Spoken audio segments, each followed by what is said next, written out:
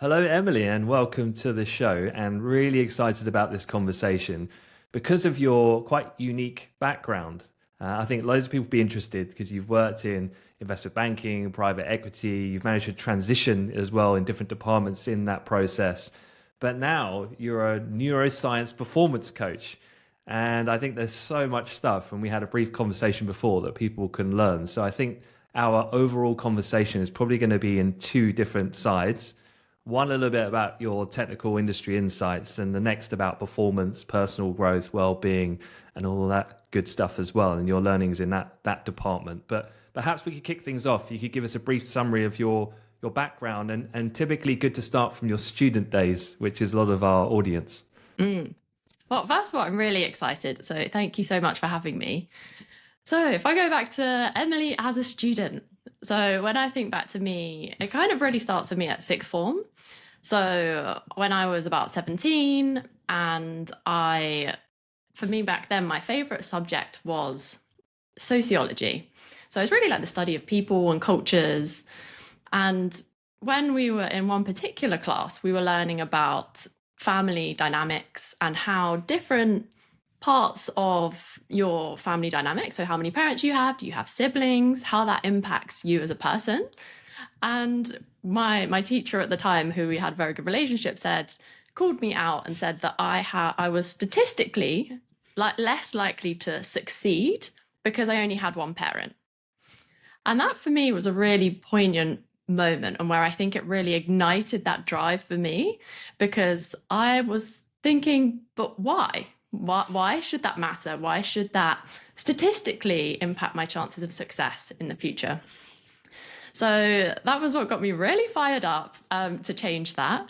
And so that's where my love for performance really started, at least as far as back as I can remember.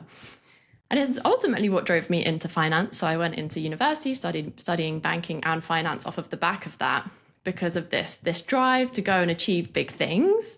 But being an industry where it is a really steep learning curve, it's very competitive.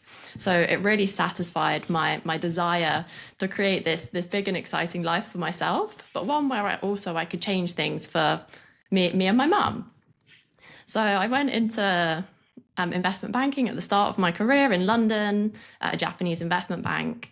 And there were so many highs working in finance, which maybe the listeners can relate to, that the people were just so incredibly talented. Some of the most intelligent people that I've ever met, but also working on incredible projects. I got to travel, you're well paid, you're learning so much.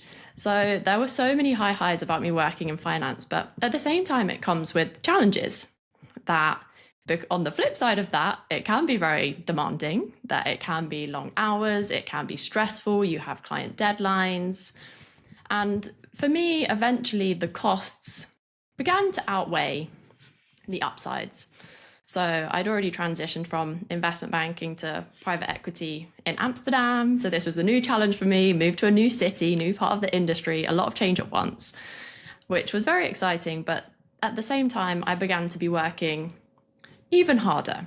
And that I was glued all hours of the day to my laptop, that I was sacrificing sleep and exercise and eating healthily so that I could really maximize time working, because that's what at the time I thought high performance was, that I should just work harder for longer to really achieve it.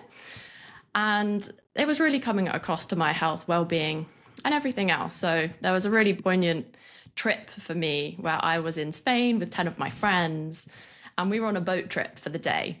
They're all having fun, having drinks, listening to music, and I'm there trying to avoid waves coming onto my laptop so that I'm there typing away in Excel, finishing off a deadline. And that was really a wake-up call for me to think, Emily, is this what success looks like for you? Is this really what you want to be doing? And that's what led me to deciding to leave finance and going on this mission to understand, how can you have both?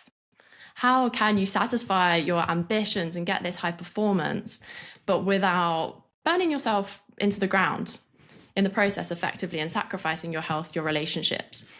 So that's where I went into figuring that out. And I'd already trained as a coach whilst I was in finance.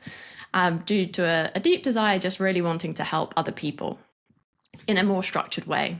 And so then that transformed into me sticking with what I knew and wanting to help people like me who were in finance to achieve both elements of that. And really using, as you mentioned, neuroscience is a big part of what I do, because one, I find it fascinating, learning about your brain and how it all works, but also because it can be so important to really understand how your brain works, because it hugely impacts how we think, feel, and perform. And I was mind blown when I learned the things that I did about how it would have improved my time in finance, and the tools that were available that hadn't made it trickled its way down to people like the common people like me. So that's why now I use that at the forefront of what I do and have a team of neuroscientists that I work with to really maximize that, to translate these strategies into very digestible things that people can slot into their day to day. So now I'm, as you mentioned, performance neuroscience coach, largely working with investment firms to help them achieve high performance, but without the huge cost to their people like burnout. Yeah, I can't wait to dive into some of the performance related questions, because you're probably having daily conversations with high performing people, and I guess everyone wants to know, like, what is the secret sauce. But we'll get to that in due course. But perhaps then on that journey, because I know that people would think when you say things like private equity, investment banking, they're like, okay, so this is like the holy grail of what a lot of students are shooting for. But I know in your situation, you didn't start in, let's say, transformative deals, for example, but more in a different part of the bank. So could you tell me a little bit more about that and how you managed to carve out that transition? Yeah, so I started my career in operations. So for anyone that's not familiar with it, it's really, as it was described to me, it was like the glue of the bank. So it's a lot of support functions to really support those in front office roles to be able to do what they do. For me, when I was at university picking what I wanted to do, it felt like an impossible task. There were so many parts of finance, there were so many different roles, and how would I know which one was the best fit for me? So when I was choosing, that was the one that I had heard about and it sounded really interesting. So I went there and I did a year in industry, so whilst I was still studying, and then went back to the same company as a graduate and did a year in operations then too. But during that time, once I had got my foot in the door and I had started chatting to different people, getting exposure to different teams, I really had this desire and thought that I wanted to be somewhere else. That as I had learned more about how it all worked, I thought that was going to be a better fit for me. But it wasn't an easy move. So as is perhaps expected, that HR weren't overjoyed with the idea of that, because they had hired me for a particular role, a particular department. They'd invested in me. So the idea of me then moving to a different one wasn't met with a huge amount of joy for that. So how I made it happen, and what was really foundational for me, was the network that I built during those 2 years, and particularly with senior stakeholders. So even though HR were trying to block the move, I had made connections all over the bank, but there was someone in investment banking in particular who I had met just casually in the canteen. We would always just have casual chit chat. And when I realized that I wanted to move into investment banking, I just asked them a few questions about their role, if they had any advice for me. And he did. He helped me sculpt my CV, and he introduced me to someone within investment banking who he thought it would be good for me to chat to. And then they passed me on to someone who was specifically hiring. So I had a conversation with the executive director very swiftly after, spoke with the head of the team. And within a few days, the move was a done deal. So they had then having that senior sponsorship and saying, well, we want her in our team. So whatever needs to happen, we want to make it happen. So that was for me that it wasn't straightforward, but having that network and particularly senior sponsorship made it possible.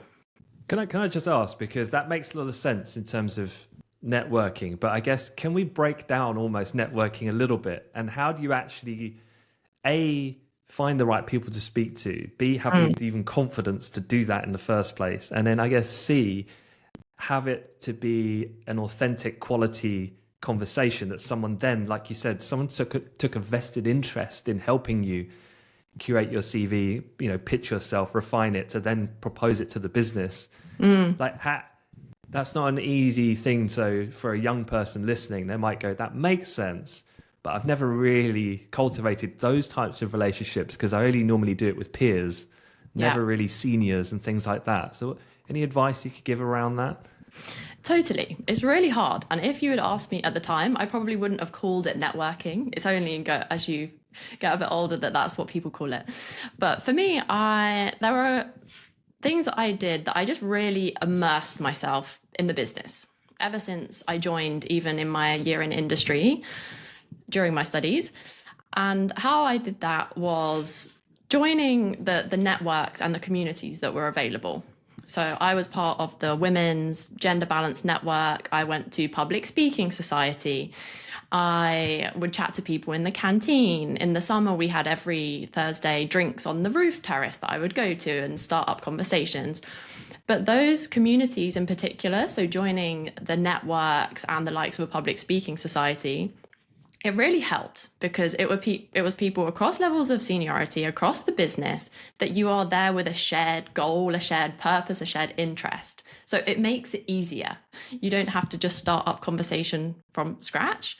So that is a huge thing that I would recommend for people to do. If it doesn't, networking sounds like this elusive term that you don't know where to start, getting involved with that as much as possible. And I think over time, realizing that starting with not necessarily talking about work things. So some of the senior sponsors that I had on the sales and trading side as well, they were people that I met in the sweet shop. So we had a sweet shop on site in our offices, and we would coincidentally at around the same times on certain days of the week, we would bump into each other and we would be talking about really menial things. But it meant that we then had that relationship, and that we didn't broach professional and work related topics until later on, but we'd really connected more as humans first. So I think that is also, it's really scary at the start when you have these really senior managing directors, heads of teams, can be really daunting, but also remembering that they are only human. And if you can find common interests, whether that's through the network societies or something else, then that's a great place to start.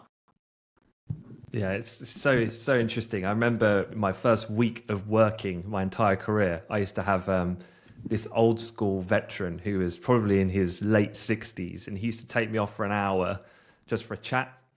And he always used to, at the time, there was a very famous CEO called Bob Diamond, who was like the Barclays CEO back in the day. And I remember he just said to me, even Bob Diamond had a first day. So the person you think is so amazing had the first day when they didn't know where the canteen was or where the toilets were. And so if you can kind of get your mindset right, it's like, that you're looking at a finished article, but actually everyone's had a journey, and then it doesn't seem so intimidating, I guess. But so you moved on then, and you joined the investment banking team, and there's a role that I know that you did, which is in structured finance, but that's something which I think only the very informed students will probably know what that is. And obviously my ambition is to try and educate and make some of these roles a bit more transparent and demystify them to a certain degree. So what is structured finance? Yes, and I would start by saying that I absolutely lucked out. That when I joined, as I mentioned, that it was, I just got connected and kind of happened to fall into structured finance. But whilst I was there over the course of those few years, I felt like I was in one of the most interesting teams within the bank. So I'll start by saying that I think it's an amazing place to work and to start your career. And so if I can really simplify what it is, to put it in terms without too much finance jargon in there, we were effectively giving loans to businesses for more complex situations. So it wouldn't be a case that a business could go to a high street bank and ask for a loan there. We were really created more bespoke, structured solutions depending on what they did and what their objectives were. And that level of complexity could have come from a few different ways, but it was kind of like we were operating as a credit fund within a bank. So we had our own balance sheet where we could make these debt investments, which would range from somewhere 20 million, say up to 300 million investments that we would give to these businesses. And they could be related for different purposes. So it could be that a business was looking to acquire a minority stake in another company. That comes with additional complexity, because if you're acquiring a minority stake, you don't have the controlling rights, which can make it more difficult for a lender to get comfortable with. But those kind of complexities that we could balance the risk level with what we were comfortable with was great, because it means that you can charge more for it. So it could be that complexity came from what the purpose was, like in that case. It can also be that depending what the loan is backed by, so what we got in exchange. So typically it was secured by illiquid assets. So illiquid being that things that aren't easily exchangeable for cash or easily traded. So like a portfolio of receivables. So money that the company was owed that we could then use as security. And maybe a final point to say on that is that typically we were working at more junior or subordinated levels in the capital structure. So what I mean by that is that when we are lending, it has additional risks because we are lower down the pecking order before we get repaid. So we might not be lending at the operating company level itself. We might be one level removed.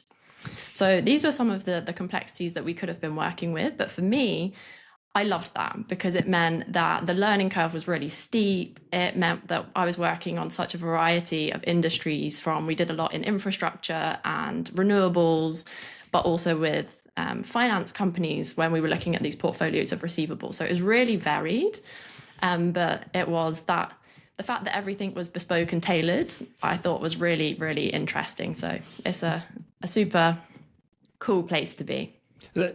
My question was going to be, so what kind of characteristics or skills? So now people know a bit more informed about what it does as a part of the bank, as a role. But let's say I'm a econ student, or I'm a geography student, I'm a history student. Like, well, what are the underlying skills for success in doing what you described, would you say? Yeah. So when I first met with that executive director, and they were explaining to me what the role was, because similarly, I hadn't heard much about it before. And they explained it to me as it's kind of like a combination of, if you think about sales and trading, a salesperson and a structuring person. So if you think about the profile for someone who might be good for sales, that they will be good with clients, they might be outgoing, but a structurer that they might be quite analytical, that they might be good at solving problems, really being able to think creatively about how we might put something together. I think that someone who could do those things would be a great fit. But people that love learning in general, because it isn't as in some other teams where it might be that it's a lot of copy and paste of doing the same type of transactions, that it's very varied. So you have to really enjoy that variety, that you will work across industries, that each deal will be different. So I think they're some of the key fundamentals that hopefully helps students figure out if it might potentially be interesting for them. No, that's a great explanation. Thank you. And my final kind of question on this part is about, you then transitioned and went into private equity. And I think a lot of students have this idea of their kind of this trodden path of, I'm going to go and work in IBD for like 2 or 3 years, transition to the buy side. But I guess part of my job is to give them some idea about a level of expectation about, yes, there are great potentially financial rewards that could come through some of these, this career progression. However, with every extra dollar made, there's probably an extra dollar given in terms of effort and sacrifice and things like that. I'm not here to try and downplay this as a pathway for young people, but I just want to manage expectations of what it takes and what it's like in reality. So I just wondered, having you've lived this, what in self-reflection now do you kind of surmise out of that experience? So I think it depends what part of private equity that you want to go into. But if you want to go into a deal team specifically, like I did, to set the expectations that it is going to be challenging, you are going to work hard, and that typically it is going to be long hours, and you might have tight timelines where you have to cancel plans because you need to get something done. So that is the reality of it. And that, like, as you mentioned, though, that it can come with the upsides. So that you will be able to make a great salary very young, whether you're in investment banking or private equity, that you will be paid very well, that you likely will be able to travel and work on really cool projects.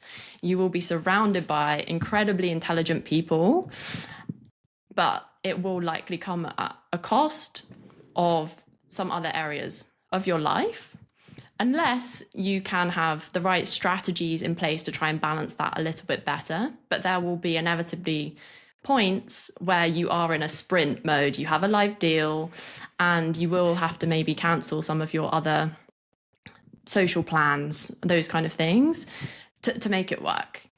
So I think that the reality is that it can be a high stress, high pressure environment where some people thrive and some people love that. I did to some extent, but it's recognizing that it's got to, whether that trade-off is worth it for you.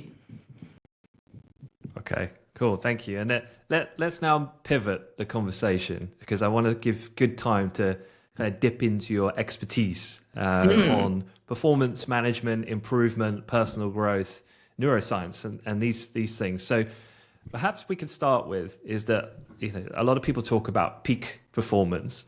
I wondered, what is your definition of what peak performance is, given that you talk to people about this all the time? Is there a singular narrative, or is there lots of different people's versions? I don't know. So it'd be good to get your take. And then how can young professionals start kind of thinking about this early in their career? Because what you were describing sounds like you kind of, you know, it's like you're at the coalface early in your career doing a lot of hard work and graft. Do you have the bandwidth to think about peak performance and self-management and things like that? So yeah, the definition of peak performance, and then advice for young professionals would be great. So first start off with how I would define it. And as you maybe will gather from my earlier comments, that my definition of that has changed a huge amount since my time in finance versus now. So now I really regard it as sustained high performance. And the sustained or sustainable part is really important, because high performance or peak performance, if you are doing it for one project, one day, 1 week, how can you sustain that for longer periods of time so that it is sustained for months, years, lots of different projects? That is where I think that it really comes in to be classified as high performance. So what that will realistically look like is where you are able to consistently deliver your best work, where you are able to solve problems creatively, be innovative. You are able to really drive your best work, but without the sacrifices that I was mentioning, without the chronic stress, without burning yourself out in the process. And that's how I would think about it. And when I speak to companies and ask them to what it looks like for them, to your point that there are lots of different definitions, and each company, each team might consider it differently. So for anyone that is going or looking to go into finance, it can be worthwhile to ask your business or your manager what it means to them, so that you are clear on those expectations. But so some of the common answers that I hear speaking with businesses is that it would be about consistent improvement and driving excellent outcomes. And some of the key parts that I consistently hear from businesses that they want more from their people to be able to achieve that is a lot of asking people to be accountable for their own development, to really drive projects forward in their realm of what is their role, but also outside of it.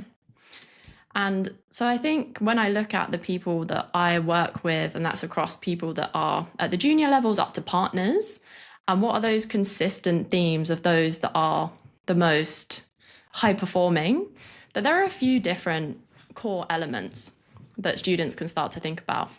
So one of them is that they are action takers. If we have a session and we've identified something that they need to go and work on, by the next session, they have done it, is number one. So they're not just thinking about things, they're taking action. They're also all lifelong learners, so that they're always curious, they're always looking to learn more, whether that's about themselves, how they can be better. So even partners will be saying in our sessions, okay, but how can I be better? What am I missing? And I think that recognizing that it is really important to get that continuous improvement. They also are very coachable, so that they are open to feedback. That in fact that they want the feedback, recognizing that that helps us to really grow. And finally, that they are not only managing their time, but they're also managing their energy and their focus. Recognizing that if they are completely exhausted, if they are distracted all the time, that they are not going to be able to focus on their higher value work. So there are some of the things that I think as a student or someone that's a young professional working in this, to start to think about how you can embody those traits. And as you mentioned, it can be difficult because when you have your head down and you're executing on this task in front of you, you might not have the mental bandwidth to consider, how could I be doing this better? But it's important to try and carve out that time where you can. And whether that's after your project or your deal has finished, then you have the reflective process to look back as like, okay, what went well there? What could I be doing better? Because a lot of people don't have the headspace and won't be doing it. So if you do, you are really putting yourself ahead and setting yourself up for even greater performance going forwards.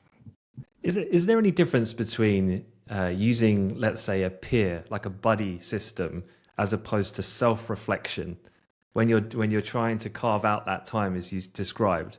Is it healthy to have a combination of both? I just wondered, like, if you don't have much time, what's the easiest and most efficient way of trying to self-reflect to answer some of these questions? Yeah, so I'll give you a couple of options, and people maybe resonate with one of the two. The one that you could take the time to write things down, and this doesn't need to take very long. It could be at the end of the project or at the end of the day. You think, okay, what did I do well today? What could I have done better today? Just spending a few minutes thinking about it. For those people who maybe like to collect their thoughts on their own, individual thinkers, that could be really helpful. But if you can do it with someone else, then you get the added bonus of the accountability. So if it is someone where you feel you can be ruthlessly honest and that you're not going to hold back on how you've maybe performed, then that can also be beneficial because they can prompt you to delve deeper. If you say, oh, well, I don't think I delivered on this because of X, Y, and Z, they were like, okay, but why do you think that was? Why did that get in your way? What needs to be different?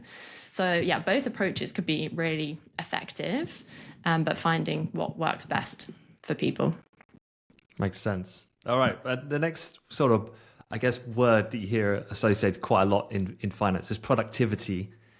And I'd be interested to get your take on just common mistakes maybe that people might make with this, because in my own experience, it tends to be when people are coming out and transitioning from early careers to mid and they start managing and then to leadership, and your role changes quite dramatically in terms of what you're actually doing between doing the job to then managing other people doing the job.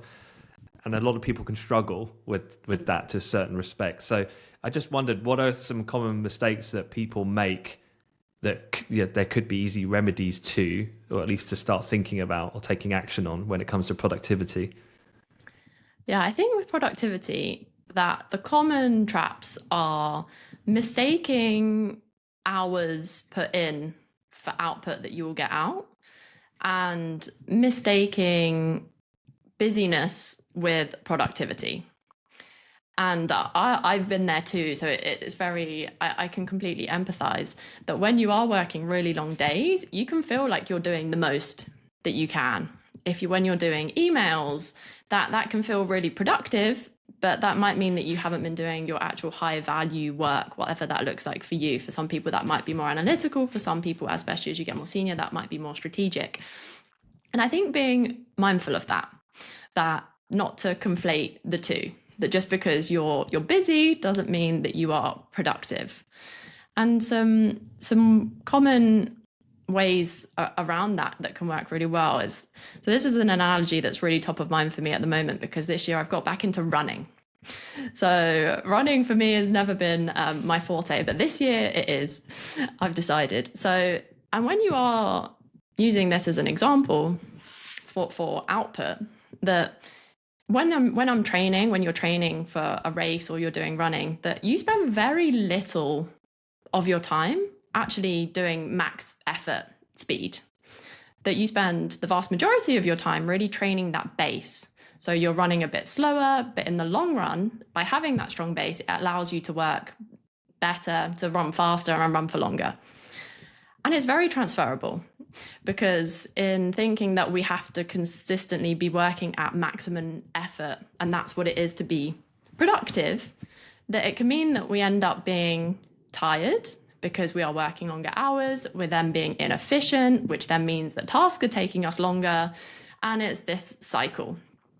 So recognizing that being productive doesn't mean that you have to be giving maximum effort all of the time, and actually you need to be taking your foot off the gas sometimes to be able to show up as your best self for your own individual contribution, but especially when you're managing people too, because we see that sleep deprived leaders or exhausted leaders are less inspiring, so that it's harder for them to motivate their teams around them, and that's a big challenge.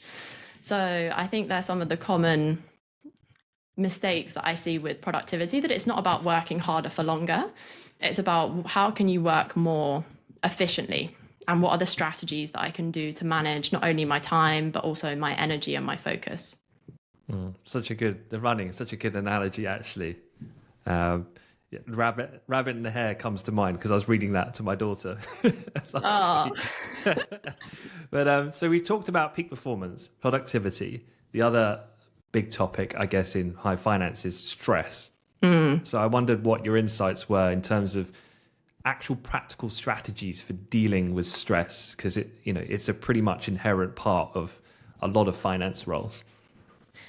Yeah, and I'd start by saying that stress itself isn't necessarily a bad thing. That a little bit of stress is actually positive for performance, because it makes us focus and we get that heightened sense of that. So a little bit of stress isn't bad. It's more when we are getting to maladaptive or chronic stress. So when it's becoming constant, and it's meaning that we're not functioning in the way that we typically would. So when we get stressed, we might get that the stress chemicals being in our body, which helps us to focus, helps us to be more alert.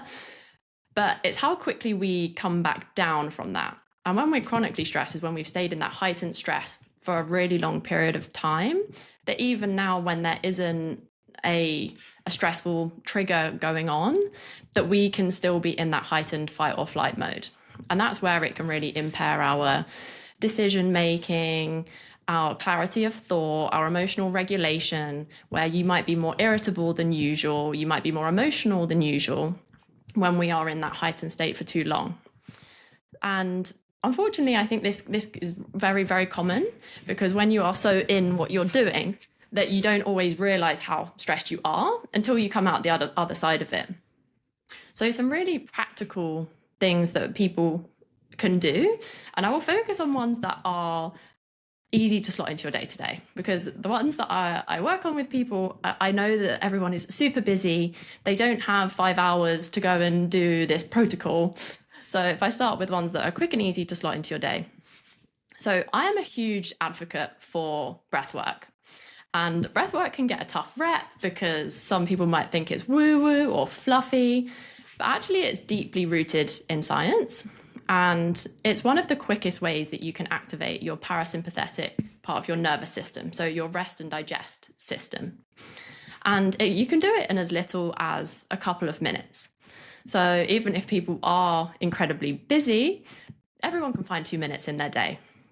And so what that can look like, and how other people use this that I work with, is that some people will build this into their morning routine. So some people will do it with their morning cup of coffee. Some people will set calendar reminders so that they have one in the morning session and one in the afternoon, or when a meeting finishes early, or when they're washing their hands, walking in between meeting rooms, those small moments on your commute. So if you're super busy, you can do it at the same time as something else. And specifically with this breath work, long exhale breathing is where you're really activating your parasympathetic nervous system to very quickly and effectively bring down that sense of stress. Yeah, can I just ask on that, on the science part, sorry to interrupt, but on the science part, do you need to do this consistently every single day, once a week? At what point is the tipping point where actually there's a noticeable difference, or is it always instantaneous? You get the result each time you do it? You will get an instant benefit from doing breath work, because you're activating that parasympathetic nervous system. And when I do this in workshops, for example, that people are surprised because we only do it only for 1 minute. So imagine what that looks like if you can carve out 5 minutes in your day to do that. And I would say that, of course, if you have a more regular practice, then you are going to be spending more time in that calm, relaxed state, which has additional benefits rather than just using it when you're already feeling incredibly stressed to bring you back down. So if to the extent that people can do it consistently, absolutely, that would be great. So if you can, an easy one to remember is breathing in for 4 seconds and breathing out for 8 seconds. So it's important that you're exhaling for a longer period than you're inhaling, because that's when you're activating this parasympathetic nervous system. And just doing that for, say, 5 rounds of breath. 5 rounds of breath, counting in for 4, out for 8, and noticing how you feel afterwards. And again, if you can do that a few times a day, amazing. Then I was going to say, it's so interesting because that count sequence you described. So every now and again, we have an elocution coach come into our office, because a big job of what we do is we train large groups of people in person or online. So there might be 100 people in a room.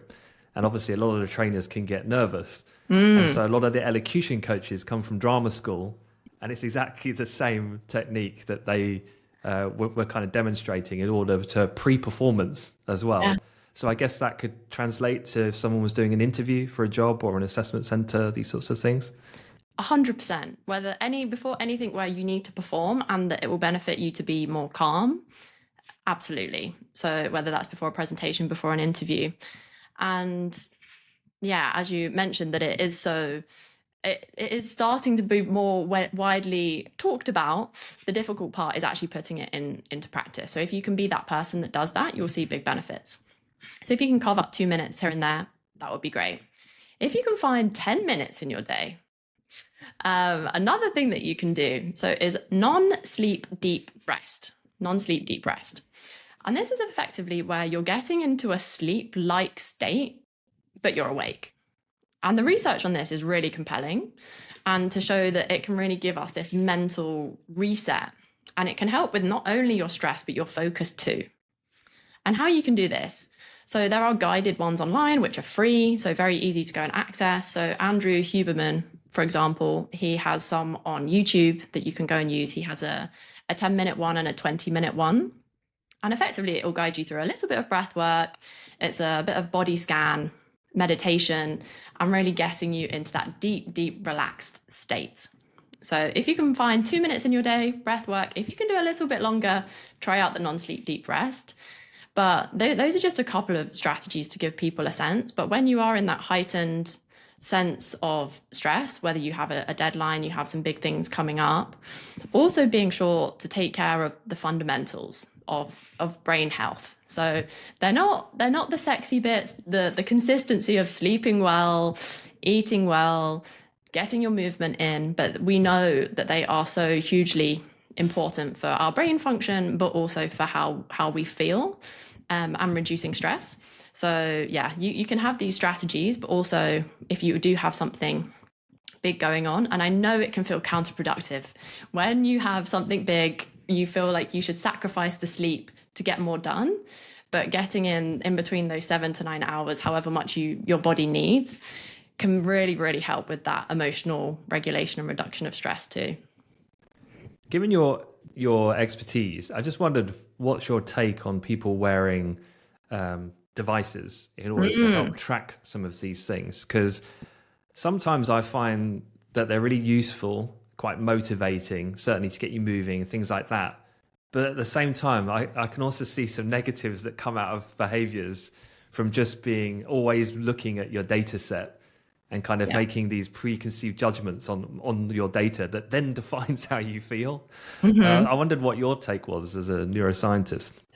Well, so I have a few different devices. So for myself, I enjoy them. I have an Aura ring, I have a Garmin for my running, and I have an EEG headset, which tracks my brain waves so I can see my focus, my cognitive stress. That is extreme. People do not need to go to that level of data. But what I would say is that There was actually a really interesting study done on this to see how using wearables impacted people. And there were different groups, different archetypes of people. There was a portion of people that it actually made them more stressed, because if they were already worried about their sleep or how they felt, and then the data confirmed that, it could actually make you feel worse. But there were people that using it meant that they actually were more aware, that they took action, and it enhanced their performance. So it's definitely not a one size fits all, and it's not for everyone. So it could be something that you try and follow your gut instinct of whether or not this is going to serve you or actually make you feel worse. But what it can be helpful for is just bringing awareness. So when I work with people using their wearable data, it can allow us just to spark up conversations that maybe they hadn't otherwise considered. Like maybe they don't know how much they were sleeping. Maybe they didn't realize that on Aura, for example, you can see how much restorative time you are getting. So you're in that relaxed state. How much of your day do you spend there?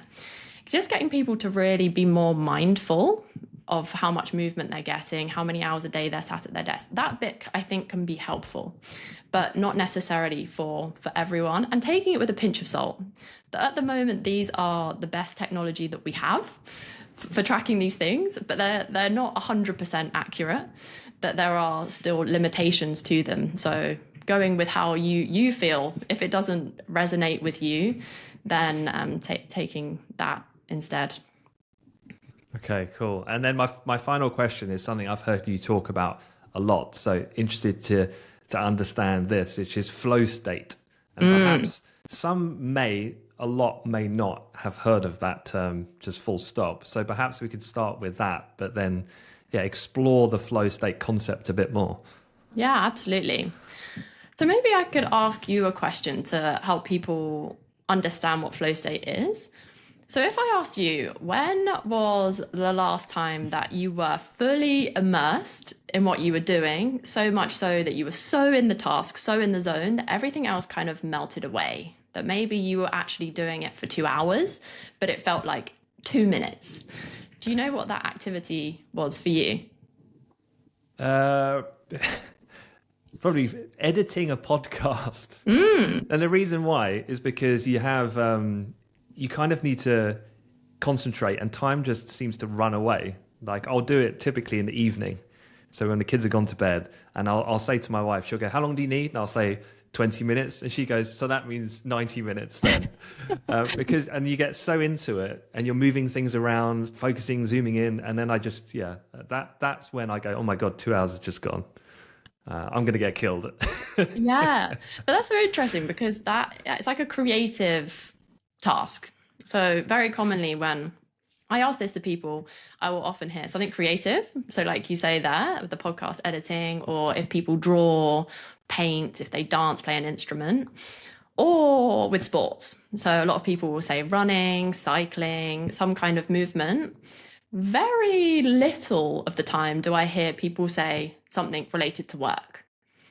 And that's the challenge, because a lot of the time that people don't necessarily know what flow state is, but they more experience it more sporadically as well. So not knowing how to tap into it on demand, and the way that modern work is set up, that often actually it's very unconducive to flow.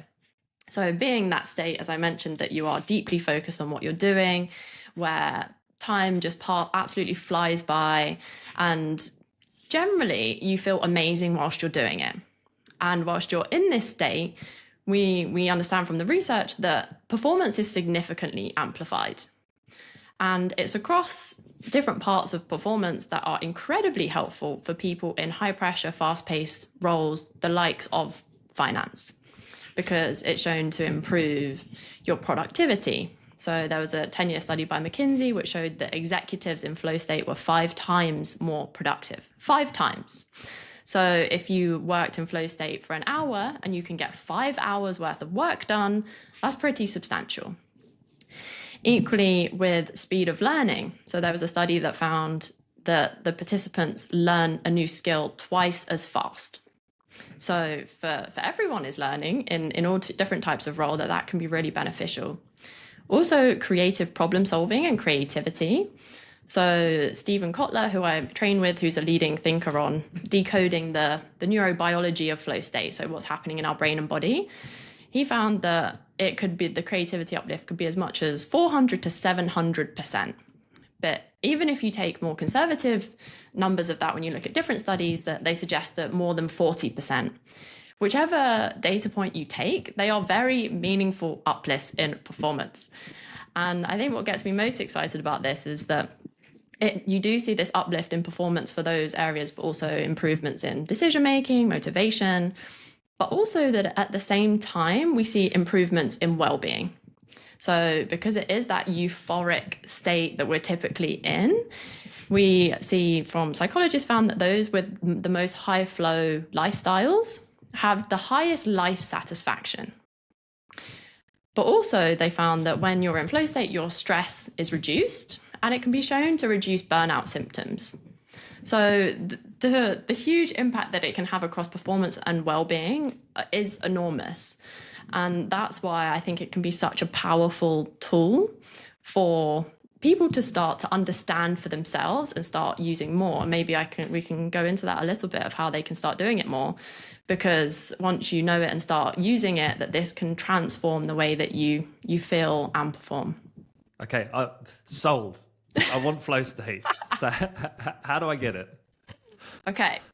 So I think maybe the most valuable thing that I can share here is that being in flow state, it's not like a light switch where it's on or off. It's more like a dimmer switch because it's a 4-stage cycle. And this is really important. So if anyone's been listening to this episode and multitasking and half listening, this is important. So I'd encourage you to give this bit your full attention. So the first stage of flow is called the struggle phase. And the really sad truth here is that the vast majority of people are not making it out of that first phase because they are so distracted that they are not persisting with their focus for long enough to actually reap the benefits to get through to flow state. So if I bring this to life by talking what a typical day might look like, and I'll ask you at the end where you think maybe you get stuck with this or not, maybe you're nailing it. So the first one. So if you sit down today, this morning, and you have a long to-do list to do, you're ready to go and tackle your most high priority task, you start. But after about 10 to 15 minutes, you start to feel that urge to do something else. And before you know it, you've picked up your phone, you've checked your emails, you're halfway through another task, you've walked to the coffee station, and you have essentially distracted and interrupted yourself. And it's natural for that to happen because when we are starting to focus, our body is being pumped with these stress chemicals to help us to focus, which is normal, but it doesn't feel particularly great, which is why we have that urge to do something else instead and get that dopamine from our phone or somewhere else. But if you can persist, then we can go towards the second phase. And the second phase is called release. And the important thing here is that you need to step away from the task and take a bit of a breather momentarily. So if you have been trying to solve this problem, you've had your head in this financial model for a really long time, and you're really struggling to get through it, it's taking a little breather. And here, thinking simple and soothing activities. So going back to what we were talking about earlier, where we are looking to activate that parasympathetic, our rest and digest system, because flow uniquely is where our two systems are in balance, where we have our rest and digest and fight or flight. So we are looking to bring a sense of calm. So this is where you can use this long exhale breathing, could be a great thing to do. It could be that you walk to the coffee station, the water station, just to get some steps in. There are certain types of music, like calming music, that can be really helpful here. Push-ups can be shown to be one for people. So if you see people doing push-ups in the office, but whatever it is having a simple and ideally soothing activity that momentarily takes your mind away from it, because we're swapping our conscious processing for our subconscious processing. So you may have noticed this when, if you have a shower or you go for a walk and this problem that you've been trying to solve just suddenly appears. So that's what we're looking to do here. So knowing what those activities are for you. Then we can go through to the third stage, which is flow. So this is where we want to get to. This is where the magic happens, where ideas just come together seamlessly, where everything feels a bit more effortless, so we feel amazing. But here, the important part is not to overexert yourself, because when we are here, there are various things going on in our brains that give us this uplift in performance. Some of which include that we are getting a cocktail of neurochemicals, neurotransmitters in our brains being released, which are feel good, which are performance enhancing. But our brain is working hard. So we want to stay there, but not for too long, so that we overexert ourselves and leave feeling completely frazzled. So if you think about this in terms of timings for this, that across this whole cycle, having about 90 to 120 minutes in mind. And the reason for that being that we have, people may commonly more known about sleep cycles that we have at night, but we also have what we call ultradian rhythms, which are our natural body rhythms during the daytime. And we have natural peaks and troughs in productivity and alertness, which are typically 90 to 120 minutes long. So working with those in mind can be really beneficial. And if people are struggling to find 90 to 120 minutes in their days, which some people will, start with 60 minutes for trying to get through this cycle. And if you can't book it in for this week or next week, booking it in for 2 weeks' time, really trying to carve out the time so you can make the most of this flow phase.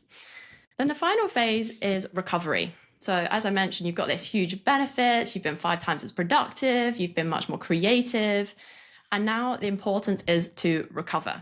And this is a common error or challenge that I see with people as well, is that a lot of people get stuck at the struggle phase or at the recovery phase because they don't take breaks. They don't take times to have that mental reset. And whether that's a 10-minute walk around the office, whether that is if there's some nature nearby the office that you can briefly go to, if you can go to the gym, great. If you are someone who loves ice baths and saunas and you can do that in the evenings, then also great.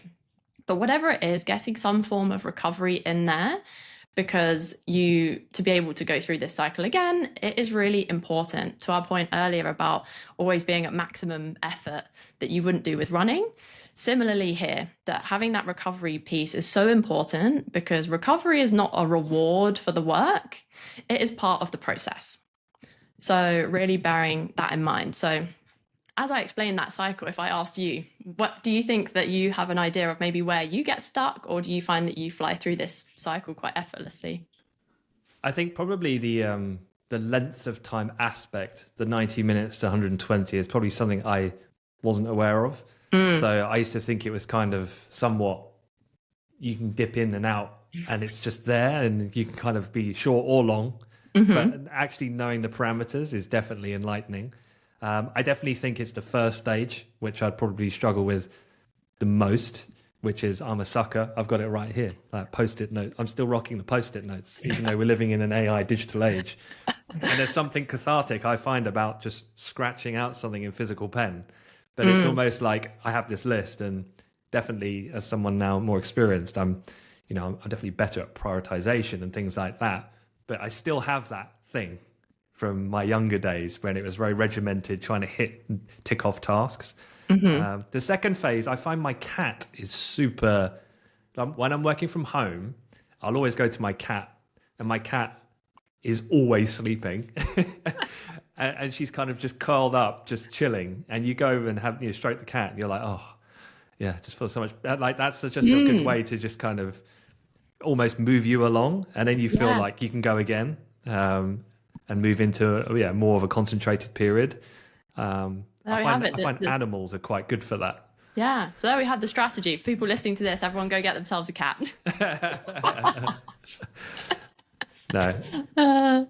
But yeah, it was super interesting actually.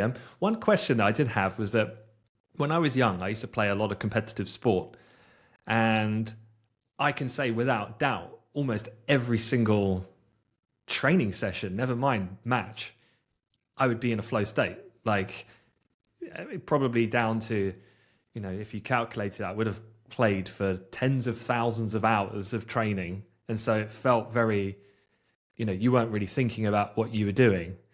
So I just wondered, why is it with sport, or I've answered my own question there, is because of repetition, that it felt like if I was to go and play basketball tomorrow, I feel like I can just go straight into flow state.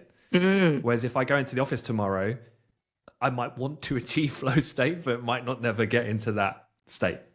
yeah. So how do they contrast like that? And why is one feel so easy, but one not so easy? It's such a good point. And so, according to the science, there are now more than 20 known flow triggers. So, things that trigger you to get into flow. And sports can be littered with them. So, if I give you a few examples, so I have it a lot with boxing. So, I go to boxing classes, and that for me is a high flow activity. And it's because if I give you some of the triggers as to why that can be. So one of them is like deep embodiment. So you are connected with yourself and your body. You are there, you are present. And typically when we are playing sports, there's nothing else that we can do. We are just focused on the task at hand. So we also, another flow trigger is this complete concentration. So for example, in the example of boxing, I have to be completely concentrated because I have to remember the sequences and to be able to do it correctly and think about my form. Then another one is the challenge skills balance. So we're activities where our challenge and our ability go together, hand in hand. So because if what we're doing is too challenging for us, we can get overwhelmed, it's too hard, we want to self-distract. If it is not challenging enough for us, we are bored, we are going to procrastinate. So with sports, we can tune that quite well, because if we want to increase the challenge level, maybe we can try new moves, new tricks, we can try and run faster. We can, if you're playing in a group setting, you play with better people. So you can push yourself to keep getting better and have that sense of improvement. So those are some of those, but also another one is clear goals. That you have very clear goals, that when you go to show up for a match or a training session, you are there with something in mind. And some of these triggers aren't always deeply part of our work, but they can be. When we know what they are, you can start to put them in there. So for example, with the clear goals, that before you start a task, so if you're about to try and do this flow cycle, that bearing some of these in mind. So setting down, thinking, what do I need to do now? How can I break this down into small chunks rather than seeing this as one big project? Because clear goals, so breaking it into bite-sized pieces, is a flow trigger. But then also thinking, why is this important? So I know what I need to do, I know the specific steps, but why does this matter? How does this fit into the strategy of the business? How is this going to move the needle for them? How is it going to improve my development? Because this is also tapping into intrinsic motivation, which is another flow trigger. So there are some things that we can do to shape it, but whereas when we go do sports, a lot of them are inherently already there. Yeah, it's so interesting. All right, well, look, I'm conscious of our time together, so I thought we could have just one final question, which is the same question that typically I'll ask to all of the guests in this kind of mini series, and it is, now in retrospect, if you were to go back and meet your younger self just about to start your career, what would be your main kind of piece of advice that you would give to Emily? Yeah, so if I think back to younger Emily, so I think I wouldn't change too much, because if I did, then it wouldn't have got me to where I am now. But if there is one key lesson or piece of advice that I would have for her, it would be that rather than trying to fit in, lean into what makes you stand out. And I think this is something that I realized quite late, that when I went into finance as someone coming from a working class background, surrounded by people who had quite much more, many of them went to privately educated, they came from more affluent backgrounds, that I sometimes felt a bit of an outsider in the minority, and also as a female. So I would then try and fit in, whether that's with how I speak, that I completely transformed my accent, whether that's the kind of hobbies that I did or how I would participate in activities. But rather than recognizing that that's what made me unique, that ever since that I started to share my story more and lean into my background, but also my super strengths. But for me, it's things like I'm incredibly driven, very ambitious, that I am very empathetic and compassionate, But when I was in finance, maybe some of those weren't being used to the fullest. But if I had started to lean into those more, then I think that I could have performed at an even higher level, because I would have been being more true to myself, but also in a sea full of people in a really competitive space, really leaning into what makes you who you are.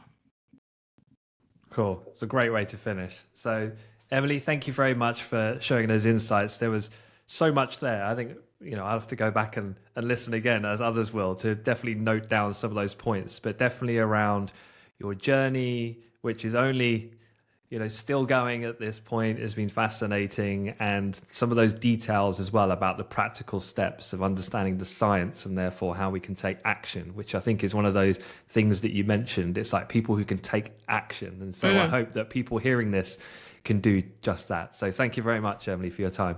Thank you. It's been great speaking with you.